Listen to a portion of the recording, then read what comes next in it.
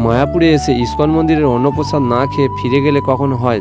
বন্ধুরা, আমি এসেছিলাম নদিয়ার মায়াপুর নবদ্বীপ ধামে ঘুরতে। মায়াপুরের ইসকন মন্দিরের ভিতরে অন্নপ্রসাদ খাওয়ার জন্য যাব। এখন আমরা যাব মায়াপুরের ইসকন মন্দিরের ভিতরে অন্নপ্রসাদ খাওয়ার জন্য। মায়াপুরের ইসকন মন্দিরে প্রবেশ করলেই সামনেই দেখতে পাওয়া যায় প্রসাদ কুপন কাউন্টার থেকে আমরা 3-4টে কুপন কিনে নিয়েছি আমাদের জন্য।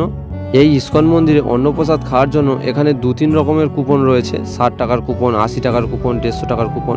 তো আমরা 60 টাকা দিয়ে কুপন কেটে নিয়েছি। আমরা যে কুপনটা নিয়েছি এই কুপনের অন্নপ্রসাদের ব্যবস্থা করা রয়েছে নামহট্ট ভবনে। চলে এসেছি আমরা নামহট্ট ভবনে। সকাল ও দুপুরবেলা কুপন পাওয়া যায়। 30-40 মিনিট লাইনে দাঁড়ানোর পরে কুপন দেখিয়ে থালা নিয়ে চলে গেলাম অন্নপ্রসাদ নেওয়ার জন্য। এই থালিতে রয়েছে ভাত, ডাল, মিক্স সবজি, পনির সবজি ও পায়েস।